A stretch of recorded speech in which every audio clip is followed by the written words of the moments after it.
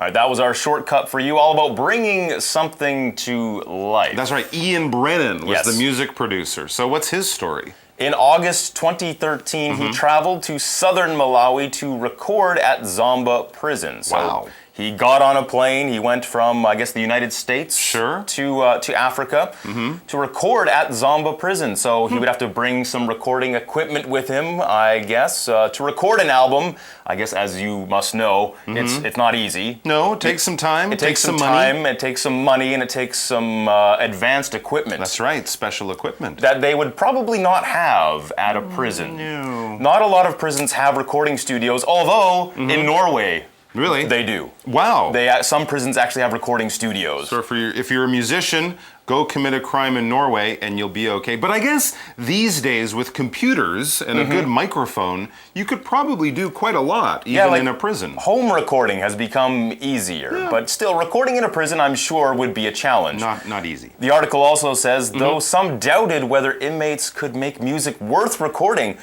Brennan felt otherwise. Okay, so people were doubting this. They were saying, well, you can't do this. They're prisoners. They're bad people. Yeah, it says they wouldn't make music worth recording, is basically saying, well, the music they're going to make is going to be bad. Bad music. It's not going to be very good at all. They'll be singing about violent things or something. You know, this is what people would think, but of course they're wrong. They were wrong. Brennan felt otherwise. That's right. It means he had the opposite feelings of those people. They were saying the music will be bad. He was saying, no, they can do something. They can do something positive. They can make some good music. If you think otherwise, feel otherwise, or act otherwise, you could also say it means you're doing the opposite of what most people, or at least one other person, says. So Brennan, it says, believed there was bound to be music in a place where people are limited in how they can express themselves. Well, that's an interesting way of thinking about it, and it proves that he was wrong.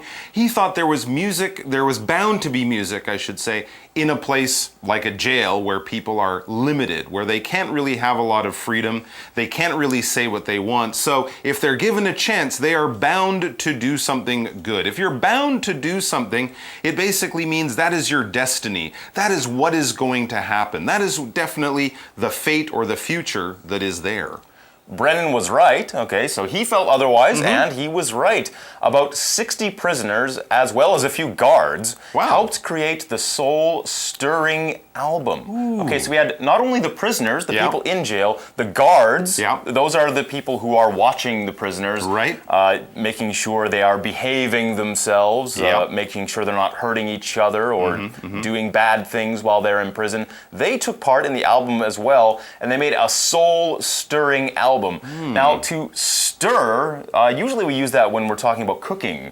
You might have some ingredients in a bowl and you use a spoon to stir them around, move them around. Stir the sugar into your coffee. Exactly, but this is soul stirring. The soul, people might believe that's the part of you that you cannot see, that's within you. It's your spirit. Your spirit. And if something is soul-stirring, it means it makes you feel a lot of very strong emotions, basically. It might make you feel sad or happy or angry, any sort of emotion.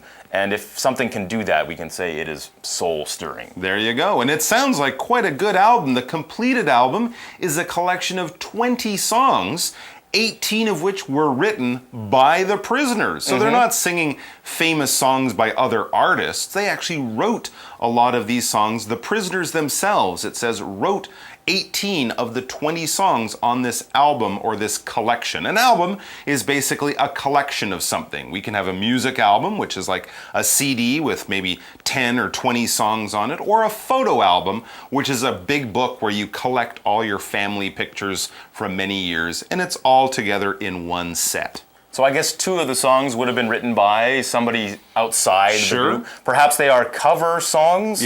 When a band plays a song that was written by another band, we call that a cover song or covering that band. So, but there's 20 songs. That's a long album. It is, That's a very long album. As you says, most albums are maybe 8 to 10 songs. Yeah, around that. Maybe 30 minutes to an hour or longer if the band is really, ambitious. Or maybe they're just very short songs on the album. But it sounds like if you pay for it, you'll get your money back. You'll get your money's worth. That's right. Absolutely. So this has been a very interesting project we've learned about today. We're almost out of time.